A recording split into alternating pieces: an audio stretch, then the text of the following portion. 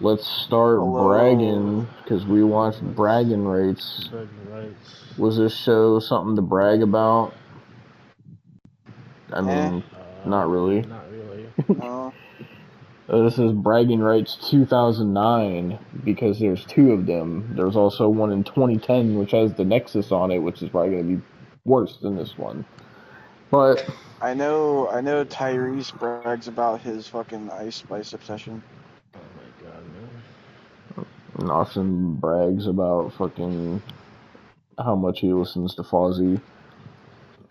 Fuck off. But yeah, we're reviewing WWE Bragging Rights. This was Tyrese's idea. He wanted to do Bragging Rights. And we're going to do both Bragging Rights. Not right now, we're doing just 09 right now, but fucking... Yep. So, you might be saying, what is WWE Bragging Rights? Well, this pay-per-view was pointless. It wasn't a bad pay-per-view by any means, but this apparently replaced Cyber Sunday, and it's basically, it happened like, Why though? I don't know, like it fucking apparently was like a mini version of Survivor Series, because it was, the whole theme was Raw versus SmackDown for the Bragging Rights trophy, which I don't even understand what the fuck the trophy is even for. It's for the trophy. Trophy is for the trophy. So it's for the bragging and for the rights. Well, let me give you guys a little bit of insight here. I'm looking at it says here, the concept of bragging rights was based around a series of interpromotional matches for bragging rights between wrestlers from Raw and SmackDown, with a bragging rights trophy awarded to the brand that won the most matches out of the series. Although an ECW championship match occurred in a dark match prior to the show, ECW was not directly involved in the brand competition. Okay, it says SmackDown 1, obviously, which we'll get to. Yes, I know fucking what matches were on it. We literally just fucking watched it. It says, in 2009, Cyber Sunday was discontinued and replaced by a new pay-per-view titled Bragging Rights. The concept, I read that already. Yeah, just like, it just says fucking, the concept of it is, like, Raw and SmackDown have matches against each other and the winner gets a Bragging Rights trophy. But it doesn't say what the trophy is for. That's why I wondered, but it doesn't say. I told you, it's for the bragging and for the rights. Apparently, it says the event was generally well received by critics, with positive comments on the opening bout between Miz and Morrison, and mostly on the Iron Man match. Apparently it was rated fucking 8.5 out of 10, so,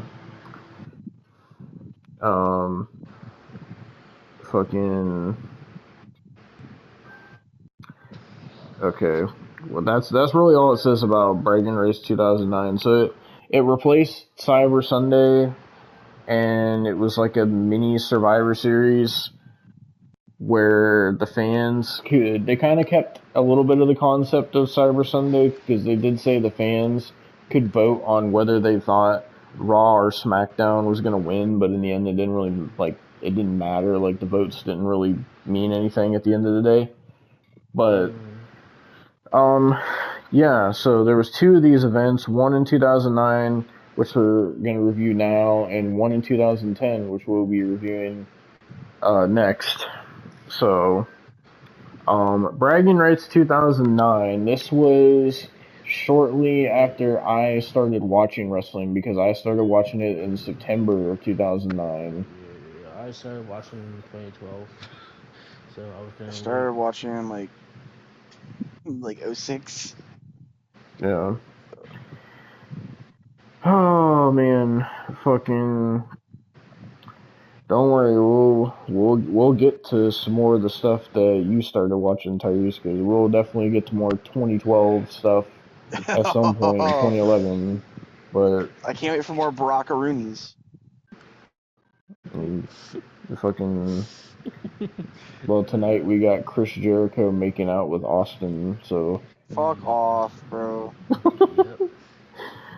But so there was 5 matches on this show, and 3 of them were SmackDown versus Raw matches, and basically the whole idea of it was a best of 3, and whichever brand got the most wins won the bragging rights trophy. And it was just for bragging rights, I guess. Like, you would think everybody in the match would get like title shots or something like that, like, but No. it was just for just a trophy. They just wanted the right to brag. I guess so. But so the commentators we had for this show was Michael Cole, Jerry Lawler, and for some reason Todd Grisham. I don't know why. He's so fucking bland. He's like a piece of fucking Wonder Bread. So bland. But we also had Austin's baby daddy, Josh Matthews, was on this show as well.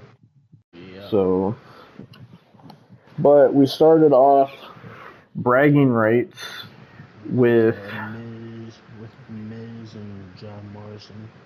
Yep, and The Miz was United States champion, and John Morrison was Intercontinental champion. And for some reason, the whole story of this match was, so this was when like Miz and Morrison like broke up their team and went on their own because they got drafted to separate brands. And so the whole story of this match was basically Miz and Morrison were trying to find out who the best person out of their team was, and the whole storyline was that they were trying to determine which one was the Shawn Michaels of the team and which one was the Marty Jannetty of the team. Yeah, John Morrison was the Marty Jannetty of that. Yeah, but they kept calling Miz fucking Mizzy Jannetty, but fucking. So this was like the weird period where Miz went from wearing the shorts to wearing the trunks, but it was before he got the fucking I Came to Play theme. He still had his old theme. Yeah. And this is like the year before he obviously cashed in the Money in the Bank and won the title and everything. But fucking, so this opening match, it was alright. It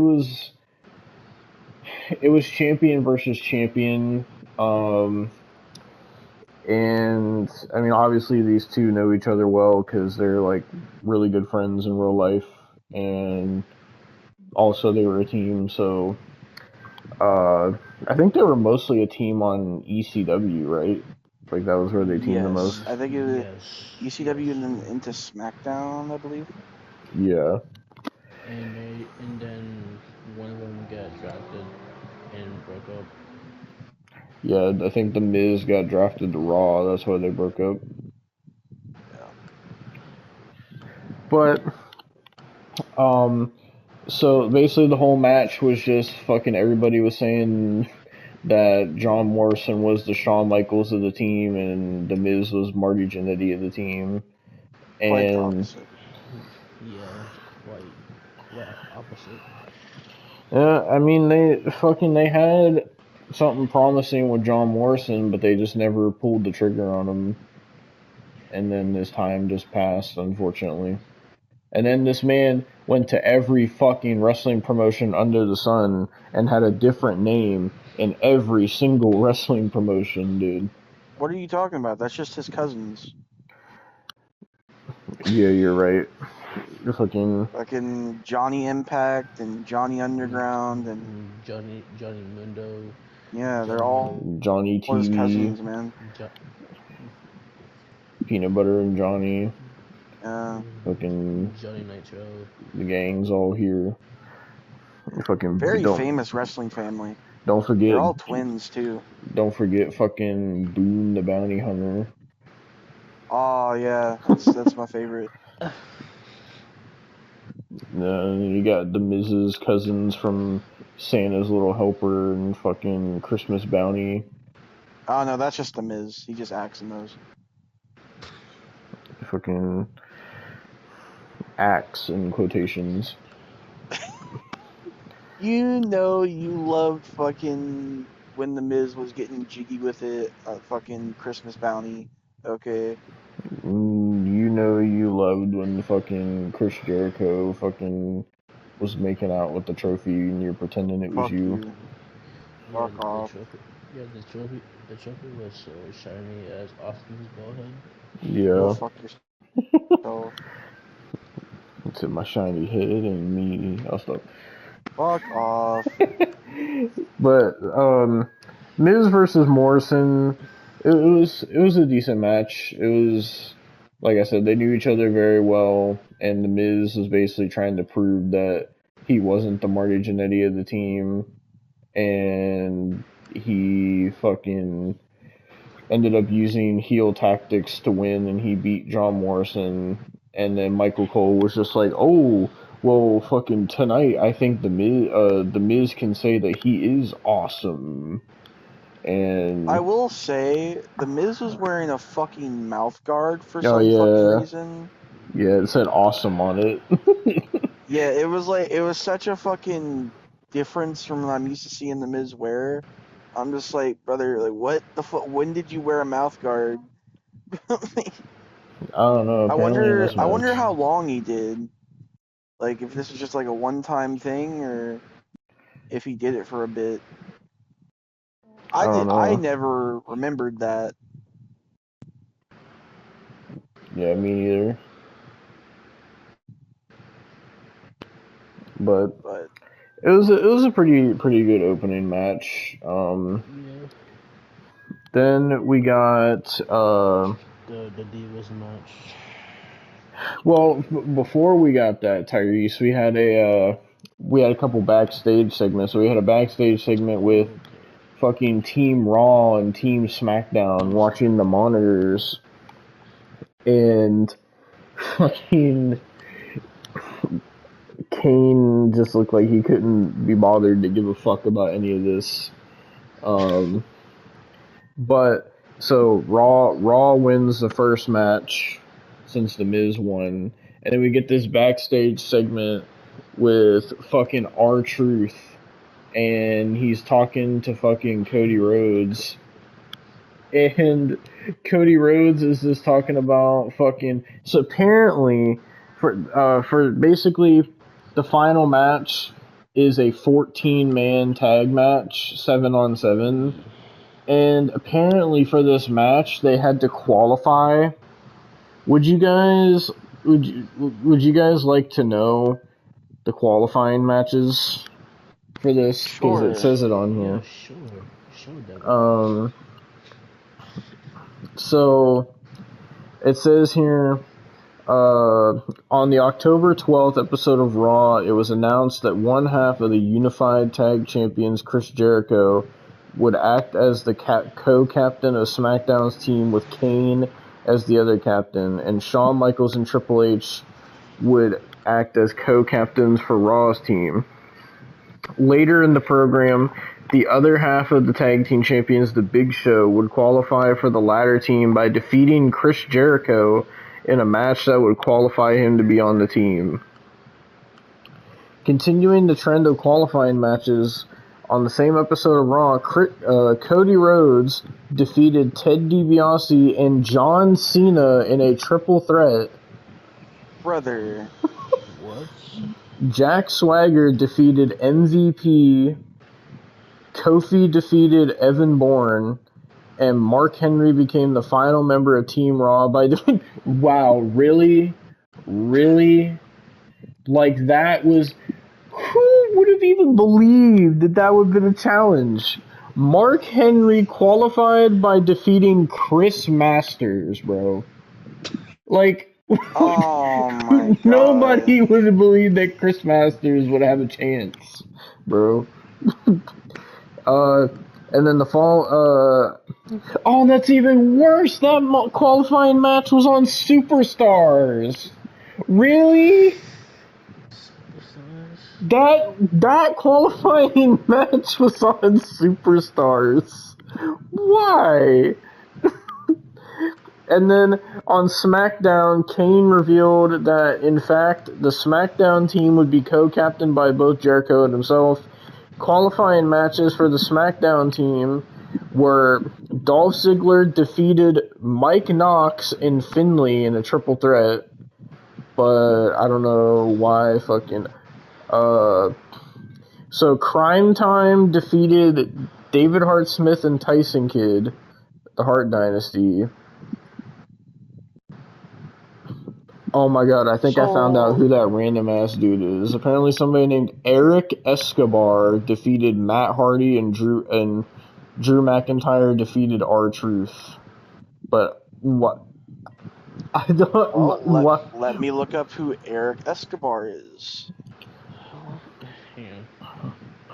Eric Escobar. But what I'm confused about is fucking... So... Hart Dynasty lost their qualifying match. I'm assuming they were in there, though, because they were saying something about Shad Gaspard was fucking out with the flu or something. And then Matt Hardy lost, but he was on this team. And R-Truth lost, but he was on the team. And Ziggler won the triple threat, but Finlay was on the team. So what the fuck happened? Wow. What? Okay, so He's a jobber. do you want? So that he was in developmental from 05 all the way to 09, and then brother, he debuted on SmackDown. Oh no. As his promotion to the main roster approached, a character based on Jonathan Goldsmith's Most Interesting Man in the World was pitched for Perez, where vignettes was recorded. The concept ultimately abandoned. On September 28th, 2009, he performed in his last dark match against Primo, losing by pinfall. The following night, he made his debut with the rename Eric Escobar in an angle with Vicky Guerrero and performing as a villainous character during the tapings of SmackDown's 10th anniversary show. In his in-ring debut, he defeated Matt Hardy by pinfall. Oh my god, that qualifying match was his debut. That was his debut. Oh my god. In his debut for WWE Superstars, he teamed with Drew McIntyre, being placed over the tag team of Hardy and Truth. On October 23rd, 2009, Escobar was one of 5 wrestlers removed from Team SmackDown's bragging rights. Escobar was included in the first and only championship match WWE on November 27, 2009, losing to John Morrison.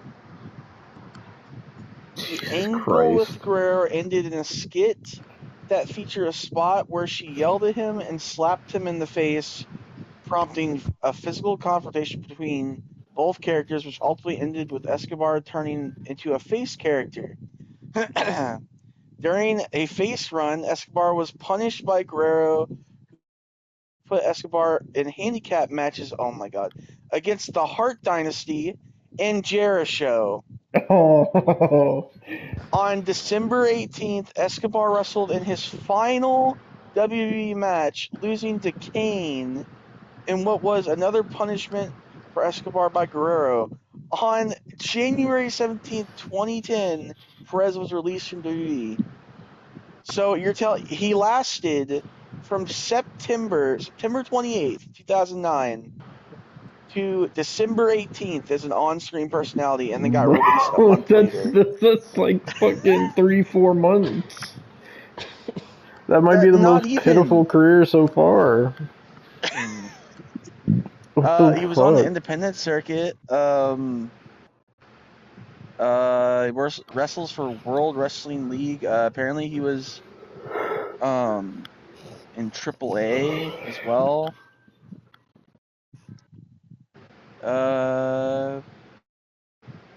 Yeah, championships and accomplishments. Let's see. Oh my God! In Deep South Wrestling, he was a tag team champion with Sonny Siaki. I don't know if you remember Sonny Siaki, Devon. Yes.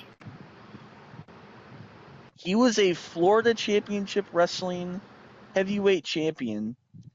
So that's fun. In 2011, PWI ranked him number 216 of the top 500 singles wrestlers. How the fuck did he get that high up? I don't know.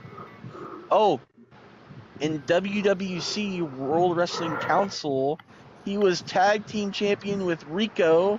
Oh, great. Rico. Oh my god. Wait, he was in the World Wrestling League. He was the tag team champion with a guy named Sexy B. And he was also tag champion with Wonderful Xander. Jesus fucking Christ. Apparently he was Florida tag team championship 3 times, and he was an inaugural tag team champion with Eddie Colon. Who's Eddie Colon? Primo Colon. It's Oh Primo. my god. Oh.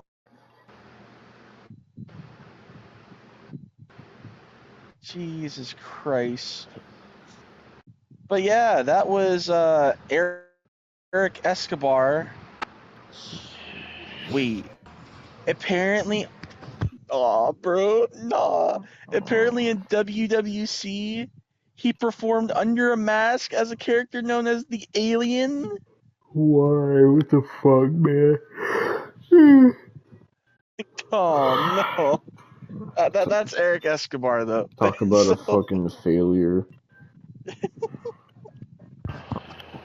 But it says here, so apparently, basically after these qualifying matches, fucking Jericho and Kane booked a 4-on-5 handicap match pitting Ziggler, JTG, Escobar, and McIntyre against Finlay, the Hart Dynasty, Matt Hardy, and R-Truth, where the winning team would join them at bragging rights.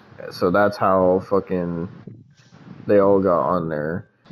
So, what the fuck was the point of the qualifying matches then? oh Jesus. So, To think we could have almost seen Eric Escobar on bragging rights. yeah. Well, thank God we fucking didn't. I just Fucking. realized you gotta update the thumbnail now since we talked about Eric Escobar. Well, get me a fucking PNG of him. Okay.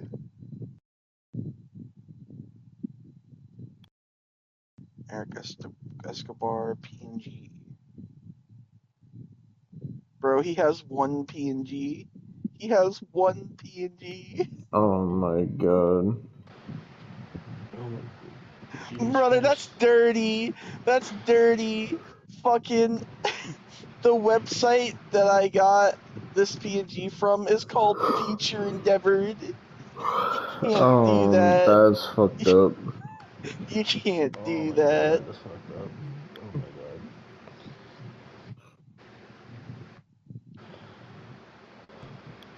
There you go. There's Eric Escobar. Jesus Christ. Ew.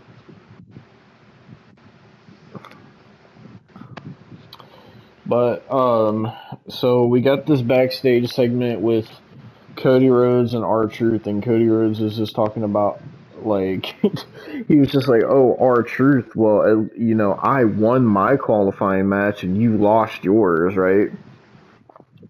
And then R-Truth is just like, he's like, yeah, well, only reason you're here is because of your daddy. And he's just like, bro, and then he's just like, oh, the only reason that you're even getting opportunities is because of fucking Randy Orton and Legacy. And he's just like started burying Cody Rhodes. And then the Big Show fucking walked up, and he was just like so soft spoken. He was just like, yeah, R-Truth, what you need to understand is that Team Raw, we're gonna win this match tonight, and we're gonna get the bragging rights, R-Truth, and you need to understand that we are gonna take Team SmackDown and we are gonna crush them. Like, he was just like not even trying to sound intimidating, and he was just like so like he just didn't even care about the fucking promo. But then we got the fucking Divas match, and as soon as because we cut back and we see Michelle McCool coming out, and Tyrese says, and I quote, "Time for my piss break." So this is a 6 diva tag for bragging rights. It was Team SmackDown, which was the women's champion Michelle McCool, Natalya, and Beth Phoenix, and they took on Team Raw, which was Melina, Kelly, and Gail Kim. What a stacked women's division they had at this time. Fucking this match would have made the Diva stands go crazy. Fucking this match was fucking this match was so short, bro. Like it was literally like fucking yeah. There was oh my god, there was so much botches. It was so embarrassing, and the fact that they showed fucking the teams watching the match too, and Kane looked like he was just so disgusted at what he was watching because they kept watching the whole match. And fucking Beth Phoenix was just fucking dominating everybody. And the way it ended was fucking, she hit a glam slam on fucking Melina and got the pin, and that was just it. It was such a terrible match. It was genuinely such a terrible match. Yeah, like none of us cared. None of us cared, and there was so much botching. Like, fucking. Oh, it's the Diva stand police coming to get Tyrese for taking a piss break. But they instead of wee woo, they said yes, queen, yes, queen. Oh my god, fucking. So I want to say, so they were heavily promoting SmackDown versus Raw 2010 on the show as well because it just came out. Heavily advertising it. Yeah, and when we mean just came out, we mean 5 days prior. Yeah, and they were showing footage of the game, and it was so outdated. It was so outdated, bro. And they were trying, bro. They tried to show John Cena and Randy Orton on there and whatever, but you could tell that like their attires were so outdated and shit.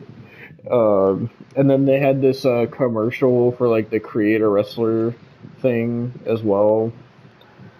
Fucking, I remember that commercial when it first aired too. I remember I watched it when I was watching SmackDown. But seeing Kelly in a towel was nice. Yeah, I know you were imagining it was Chris Jericho in a towel. Fuck off, bro. Yeah. But after that, we got the Fatal 4-Way match. This match was good. Yeah. It was a Fatal 4-Way for the World Heavyweight Championship. And it was funny too because like before we got to this match, Austin was talking about he was like oh fucking we got Shawn Michaels and Triple H and John Cena, Randy Orton, He's just like, where's the Undertaker at? And then right after that, you see Undertaker is defending the title against CM Punk, Rey Mysterio, and Batista in a fatal 4-way. You were supposed to be my friend. Yeah, when I seen that this match was happening, I was like, wait a minute. Is this the fucking match where Batista turns on Rey Mysterio? And it was, because so this was a really good match. Fucking you could tell by this point, like, Undertaker was starting to slow down. You could tell he wasn't like moving as fast as he used to. Like, this was during the time where Undertaker started becoming part-time and he was transitioning out of being a full-time wrestler. And this was when Rey Mysterio and Batista were like best friends, and then CM Punk was like just like doing the straight edge society stuff. So but fucking man, you know, like, one thing about going back to like old shows like this is just, it really makes you realize, like, one thing we really took for granted as wrestling fans was fucking the kick-ass theme songs that people used to have. Because, like, my god, so many people had great theme songs back in the day. Death Rebel had a fucker up. Like, bro, we fucking, in this match, we heard fucking Rey Mysterio's theme, we heard fucking This Fire Burns, we heard fucking I Walk Alone, we heard Voices in My Head, we heard fucking, like, well, they changed Kane's theme by this point, but still, like, just, man, like, it's just crazy. Like, even fucking shit like how Alex Riley had his fucking theme song, like, just, this is like, man, like, a good thing for a jobber. yeah, fucking. I just wish we would have heard this.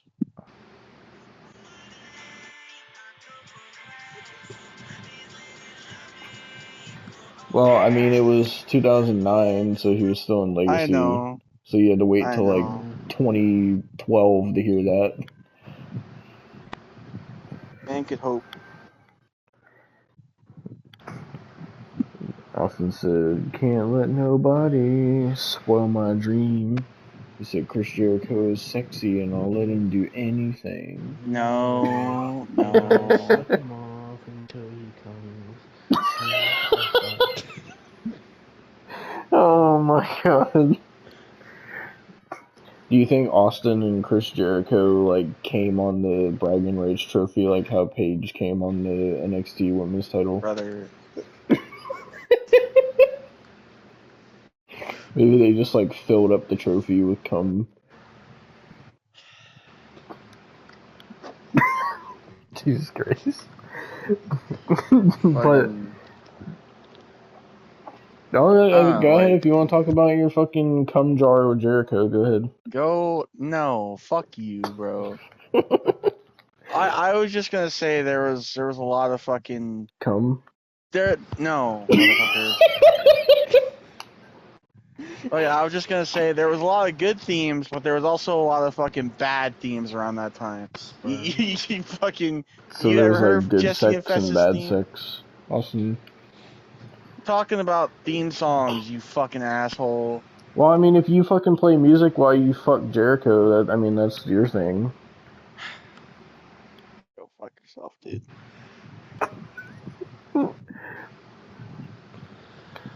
So you're talking about like playing music and a lot of cum. Continue.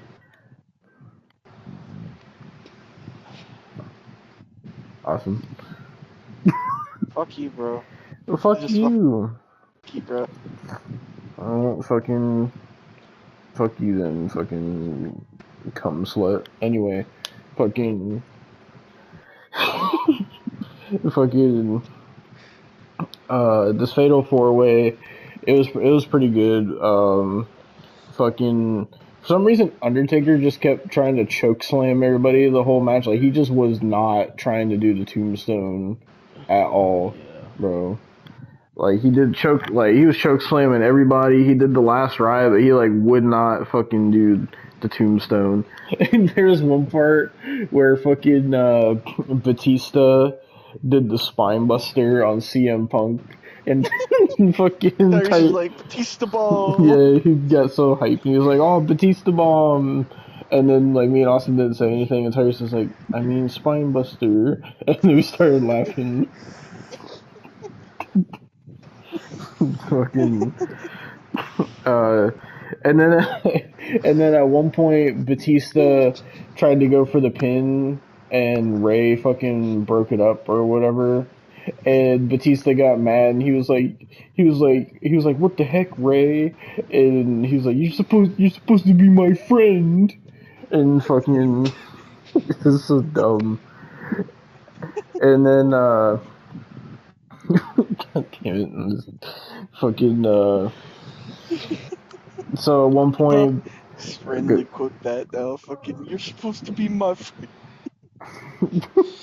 fucking, especially when we get to the end of this, fucking, so Undertaker and Batista are like fighting in the ring, and they take each other out, and then fucking CM Punk tries to pin both of them, and they both kick out, and then fucking Batista shoves fucking Ray out of the ring and tries to get the fucking pin on Undertaker, and he kicks out.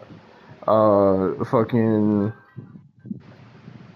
and then fucking, how did it end again? Fucking Batista, like, fucking goddamn caught Ray and threw him at CM Punk, and then fucking Taker hit a tombstone on Batista. Yeah, and then Undertaker retained, and then they do the whole Undertaker celebrating. He goes up to the ramp, fucking whatever, and then they cut back to the ring, and Ray and Batista are there, and I'm like, oh my god, this is it. Where fucking Batista turned on him, and so fucking Austin's fucking cum daddy, Josh Matthews, gets in the ring, and he's wearing Austin's big ass suit that was too big for him. Fuck off. And Josh Matthews, like, he wipes Austin's cum off of his lips, and then he says, he says, he wipes some of it on Batista's face. I'll stop.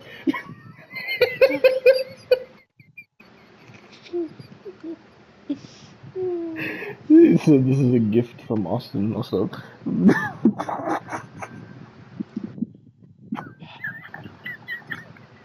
And then Josh Matthews is just like, oh, fucking Batista, Ray, like, I know you guys have to be upset that the match didn't go your way and that you guys came so close and that you didn't win. Like, how are you feeling right now? And then fucking, I swear to God, like, every time he asked Ray a question, Ray was just like, let me tell you something, man. I'll tell you what, man. He's like, fucking Hank Hill. Yeah. And he was just like, let me tell you what, man. I had surgery 5 times in my left knee. My son Dominic, fucking, said we didn't win. He said we didn't win the match tonight, but we came so close and we're still best friends. And then fucking Josh Matthews is like, he's like, oh, fucking Batista, how do you feel? Batista's just like, he's like, we were close. You mean I was close? He said, you think I'm playing, Ray? You think I'm playing? I'm not playing, Ray. He said, I'm tired of fucking coming close. He said, I'm tired of my. He said, I'm tired of my best friend stabbing me in the back. And fucking, he's like, you think I'm playing, Ray? I'm not playing. You're supposed to be my friend. And then he fucking clotheslines the fuck out of Rey Mysterio, and he just starts whooping his fucking ass, dude. And there's one like iconic part where he's like choking him on the apron, and then he gets mad. He gets mad, and Ray's just like pleading with him. And Batista just screams at him, "You are supposed to be my friend!" Yeah.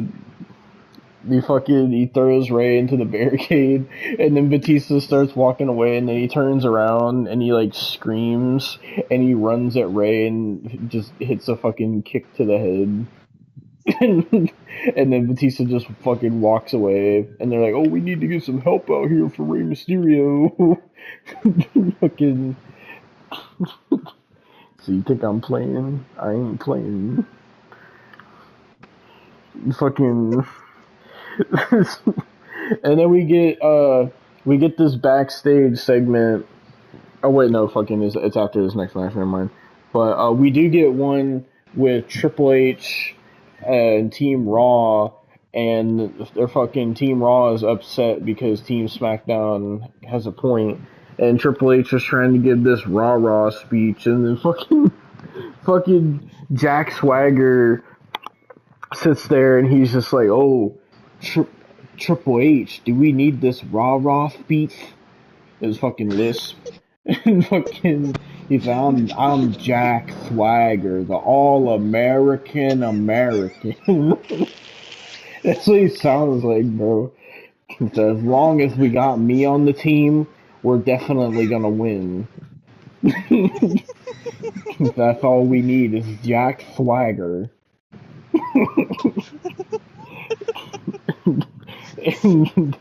and fucking, and then Triple H just starts fucking roasting everybody. Like, he just starts talking about how Mark Henry had a hand baby with Mae Young, and then Mark Henry's just like, "Man, why you keep bringing that up?"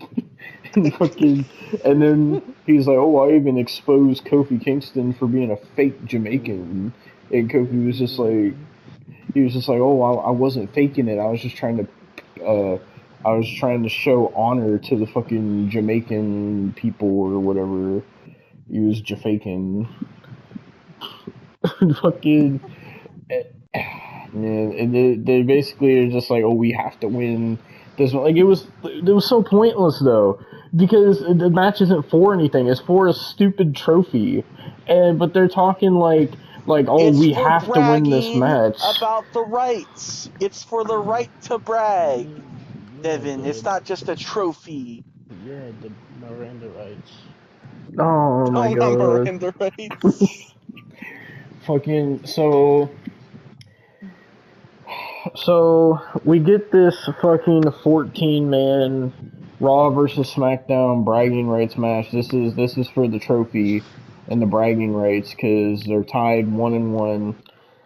And so fucking, it's Team Raw of DX, Cody Rhodes, Jack Swagger, Kofi Kingston, Big Show, and Mark Henry. Also, we saw fucking Hornswoggle backstage as well.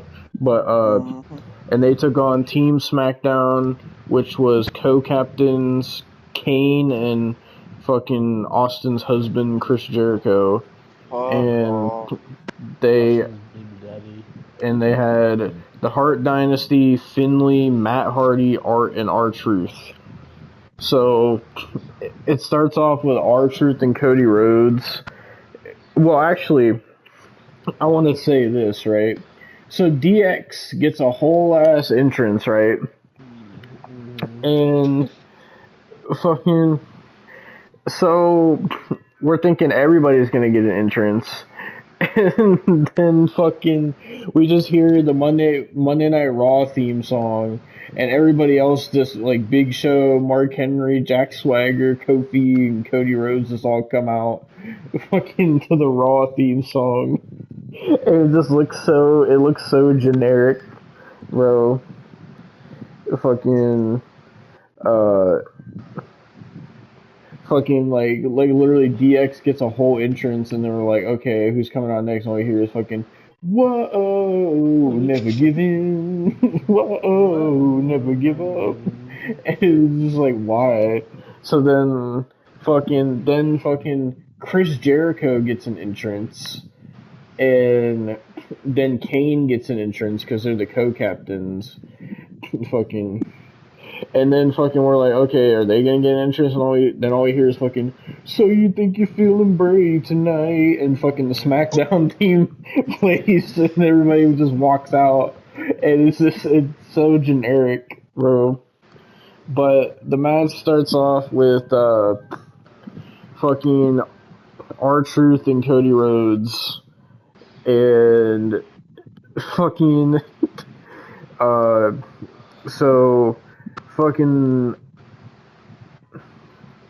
the Big Show got tagged in at one point, and then Kane got tagged in, and then fucking basically everybody got tagged in until like the only people that didn't get tagged in was Tyson Kidd and Triple H, and fucking David Hart Smith was like doing the most generic wrestling, and then when Matt Hardy got tagged in, like it was like this weird era of Matt Hardy where like after he got drafted back to SmackDown, like it was after he had the feud with Jeff at Mania earlier in the year, and then they reunited, and then Jeff left.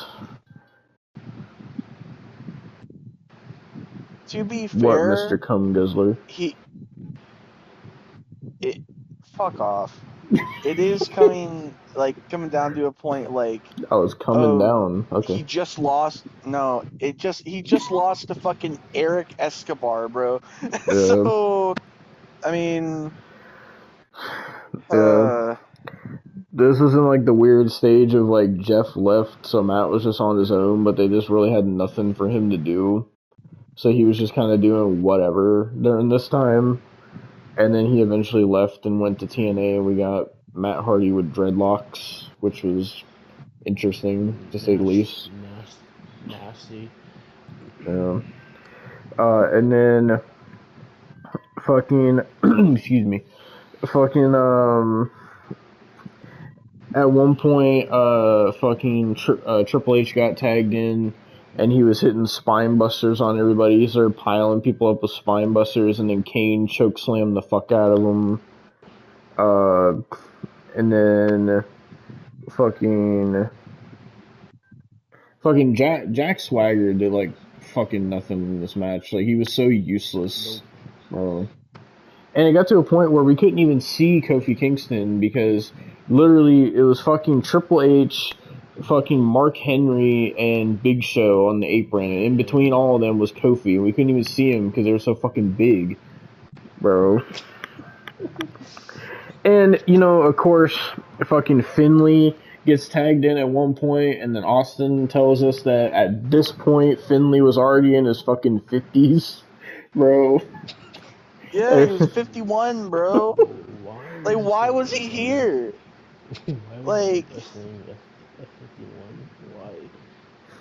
I don't know. Who wanted to see Finley in fucking 2009? That's what I'm curious about, bro. I don't know.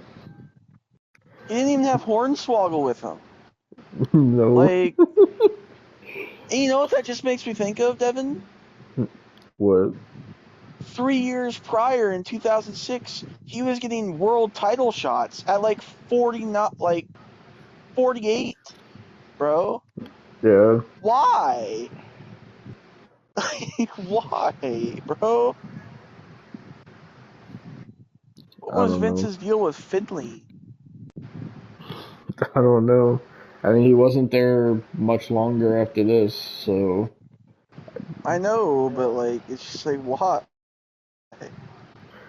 So the way the match ended it's just like, you know, just of course, man. Chris Jericho and Kofi Kingston are in the ring, and fucking basically Kofi is trying to win the match, and he fucking sits there and goes to tag in Big Show. And then Big Show just hits him with the WMD. And I was just like, we're seriously witnessing another Big Show heel turn right now. Yeah. And he knocks out Kofi. Big Show. Yeah, and then Chris Jericho covers Kofi, and Team SmackDown wins the match, and Big Show just walks out. By the way, he was wearing an ugly ass blue singlet that was like way too small for him as well. So Team SmackDown won the fucking bragging rights, and they celebrate, and Chris Jericho starts making out with Austin, aka the Trophy. Fuck off. Yeah, I do want to say, we might like witness more fucking heel turns from the Big Show, because apparently, I just looked it up. Apparently, guys, the Big Show has turned heel a total of 36 times during his WWE career. Oh my god, bro. Do you think someone's reviewed like every single Big Show heel turn? I don't know. There's a whole the Big Show heel turn tracker. What is this? Tracker. Wait, it tells us every time he's turned heel and face. Oh my god.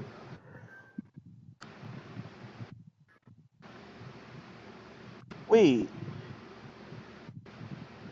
Oh my god. Absolutely no way. What?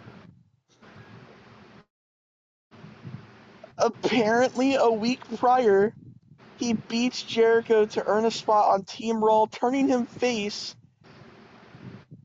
the week before bragging rights, and then at bragging rights, he turns on Team Raw at bragging rights because, of course, he does. It turns heel. So, I mean, he was a heel, then he turned face, and then a week later he turned back to heel. Yes. What yes. the fuck, man? What the fuck? Oh, Jesus fucking Christ, dude.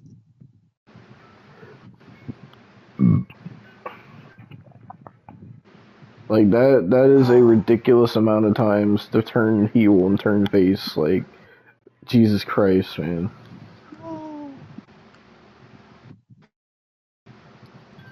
Well, at this point, all we had left... No, bro, he turned face and heel 4 times in 2008. 4 times. 4? Bro, that was the same year that he faced Floyd Mayweather at WrestleMania. Like, why? 4 times in a year, bro. How is that possible? Like, what? I don't understand why did they turn him so much? Oh my, he turned heel and face 3 times in 2013. What? Dude. I'm at like a loss. Wait a minute, he turned heel and face 3 times in 2002. He turned heel 3 times in 2000.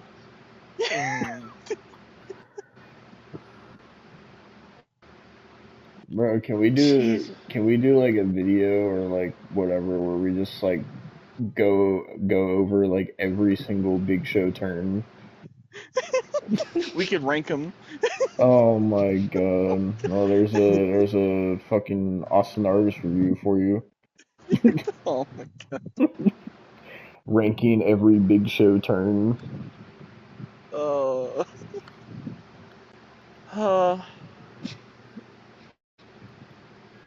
Has he had like the most like turns out of any wrestler? Oh, let's see. Which wrestler has had the most turns? The Big Show. Oh my god! So he's literally okay. I even went to a fucking Reddit and legitimately everybody just saying Big Show, Big Show, Big Show, Big Show. It's got to be Big Show.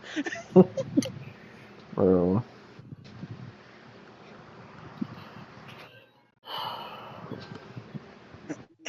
Well, the only thing we had left at this point was the main event, which was a 60-minute Iron Man match. God, yes, you heard that correctly. This match was so goddamn long. Yeah, it was Randy Orton defending the WWE title against John Cena in what was supposed to be their last match, by the way. Quote unquote, the last match. Yeah. This is supposed to be the end of their rivalry because previously they had had an I Quit match and a fucking Hell in a Cell match. And then John Cena was just like, oh, well, we need to end this rivalry off right with an Iron Man match. And then there's like a whole video package of their feud going on since like 2007. And then fucking everybody just kept talking about, oh, well, John Cena and Randy Orton one more time to end the rivalry. This is their last match ever. And it's like, bro, no. Like, they fought so many times after this, bro. They fought this year in 2025, bro. So, but this match was fucking long. We got to see prime, like, 2009 baby oil Randy Orton, psycho Randy Orton, which was great. Yeah. So, within, like, the first 4 minutes, Randy Orton tapped out to the STF. And then, fucking... Bro, fucking... So, then Randy fucking tied it up. And John Cena got busted open and he was bleeding. And then fucking Randy just kept throwing him into the steps and he kept throwing the steps at John Cena. He was like whooping John Cena's ass most of this match. Fucking... There was one crazy ass part where they went up to, they were fighting like all over the ring, all over the outside. They went up to the stage and Randy Orton was like turning into a complete psychopath and he was trying to blow John Cena up with the fucking pyro and shit, and he threw John Cena through the fucking Tron and he got another fucking pinfall on John Cena. And like he was beating John Cena fucking lifeless, bro. And fucking the commentators just kept saying, they're like, oh, Randy Orton's disturbed and he's a psycho. And like it got to a point where like John Cena was just dead and Randy Orton was just like doing like these psycho facial expressions, and fucking Jerry Lawler was just like, oh, fucking John Cena might not be able to make it through this whole Iron Man match, and this needs to be the last John Cena and Randy Orton match because John Cena can't keep getting beaten like this by Randy Orton, and if I was John Cena, I would never want to face Randy Orton again. And he's a fucking weirdo, and he's a psychopath, and he's this and that. It's like fucking Jerry Lawler had this fucking thing with Randy Orton, man. Like Austin has a thing with Chris Jericho, but and like you have a thing with Doug Walker. Fucking, at least I'm not fucking married to Doug Walker like you're married to Jericho. Fuck off. You put the fucking ring on his fucking penis and kissed it. Fuck off. Oh my god. But fucking excuse me, fucking John Cena fucking ended up getting a pinfall on Randy, and then Randy got pissed and just started beating the fuck out of John Cena again. And then Randy tried to do an announce table spot, and Cena fucking countered it, and he put the steps by the announce table, and he grabs Randy Orton, and he walks up the steps, and we get this camera shot, which is like the press start menu of SVR 2011, and then John Cena fucking AAs him through the announce table, and gets a pinfall on Randy Orton. And then he keeps trying to get pins, and Randy keeps kicking out, and John Cena starts getting fucking pissed that Randy won't stay down. Fucking, excuse me. Then fucking Randy hit an RKO on John Cena and got a pinfall. Fucking Cena He did a nasty ass apron DDT as well. For pinfall on Cena. Cena did the 5 moves of doom, and fucking he trucked the fuck out of the ref. At this point, Randy and Cena were fucking tied. There was also a spot where John Cena tried to put Randy Orton through a table, and he tried to do a leg drop, and Randy moved, and Cena went through the table. So fucking they were tied 5-5, I think it was. And so Randy like gets this idea in his head, and he tries to go for the punt, and Cena ducks it, and then there was also one spot where Cena went for the AA and Randy countered it into the RKO, which looked cool.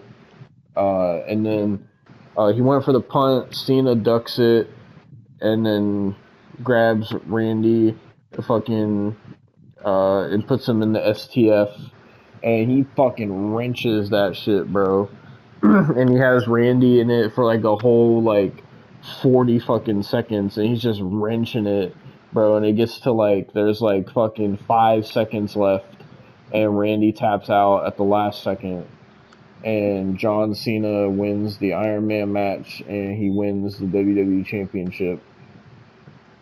And they say that the rivalry between John Cena and Randy Orton has officially ended, and they, at this point, we're calling it one of the greatest rivalries in the history of WWE. At this point. You ever seen that fucking Tyler the Creator clip? Well, that was a fucking lie. Yeah. Yeah. And Cena didn't even have the title that long, because he literally had it until December when he fucking lost it to Sheamus in the fucking TLC. Yeah. And then he didn't win it back again until Mania 26 when he beat Batista for it. Yep. So, but yeah, that's how fucking bragging rights went off there. Oh, also I forgot to say during the match, this happened as well. Fucking Legacy came out and attacked John Cena, and that's how Randy was able to get another pinfall. So, fucking Austin demanded I put Ted DiBiase Jr. in the thumbnail. And yeah, Austin was complaining that this match was too long, even though he watched like. I didn't say it was a bad match. I just said it was fucking Austin, long. You're like a hypocrite. So, bitch. Oh my god. Austin watched like 3 movies before we did this, and then he was complaining that the match was long. And fucking. Okay.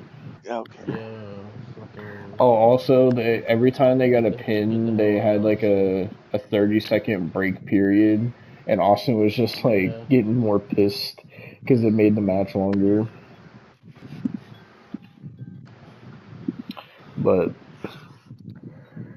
yeah, Team SmackDown won the bragging rights and did nothing with it, I'm guessing. And they bragged, and they had the right to brag, Devon. Just like you had the right to brag about Chris Jericho. Fuck off. But yeah, that was Bragging Rights 2009.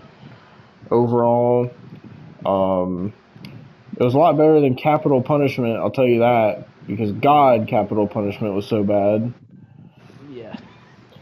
The worst match was the Divas match by far. The best match, I mean, technically you got to give it to Cena and Randy, but it was just like so fucking long was the thing. Yeah.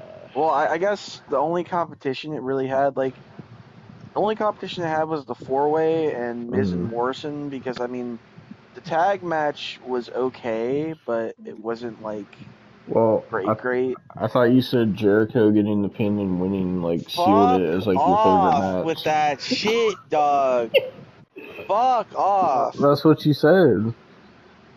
Yeah. No. He got all hyped when Jericho won, too. Austin was like, No, I didn't. he was like, yes, And yes! And he got all hyped. No, I did not. And you say you want to suck off his penis. Yeah. Oh, God. I swear, if I could come to Providence, I would. Dude. Tyrese also asked, like, if we ever thought that Undertaker and Kane were, actually brothers, and then Austin started talking about how, like, he thought Kane was his brother because they're both bald. No. And Fuck the Big Show was his you. brother. Not bold. And Connor, the question is, little brother. Oh, no. That's fucked, Not bro. Connor the Crusher. Remember when Tyrese said the Warrior Award didn't mean shit? So he basically said Connor the Crusher didn't mean shit. Yeah.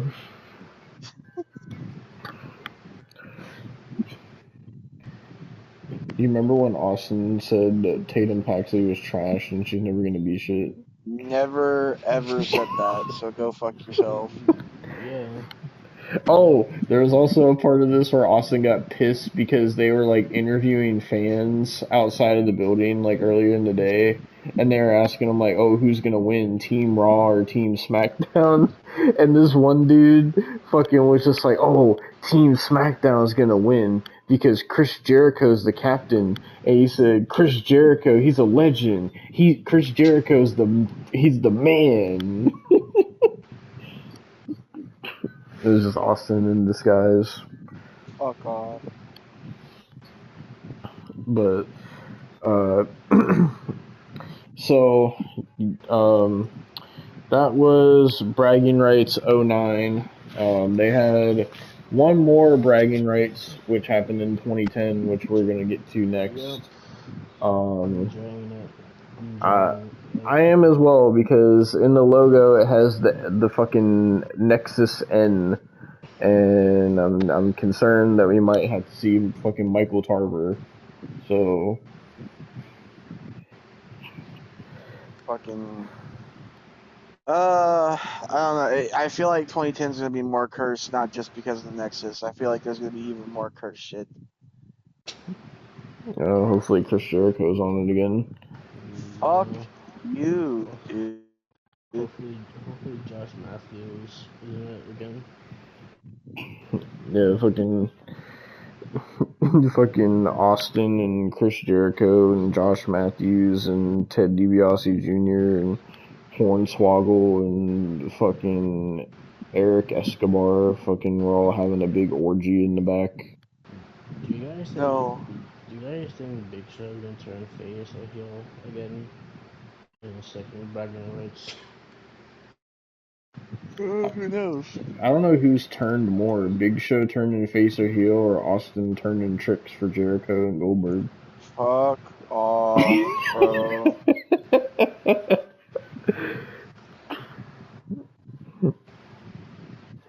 Jesus Christ. Is there anything else you guys want to say about Bragging Rights? Nope. Austin likes to suck off Chris Jericho. And Tyrese likes kids. You like to have kids. And you have to like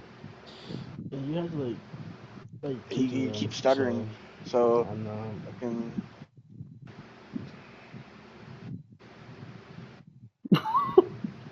Fucking sexual motherfucker.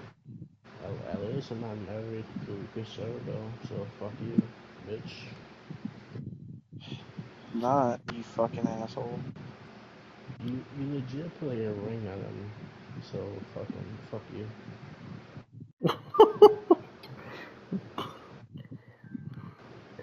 Well, that I don't even know what to say after that. Like that was bragging rights '09. Next time we'll be back Yeah. with bragging rights 2010. It's probably going to be more cursed. So if it is, we'll tell you about it. But yeah, overall, pretty decent show for it being bragging rights. Pretty decent show. So, but yeah, thank you guys for watching, and And also like Chris Jericho. And Tyrese does necrophilia with Hulk Hogan. And you do gay stuff with Jericho, so You do gay sex with fucking Hulk Hogan's corpse and fucking Jey Uso. oh, okay, racist. Yeah, let's end it there. Jesus Christ.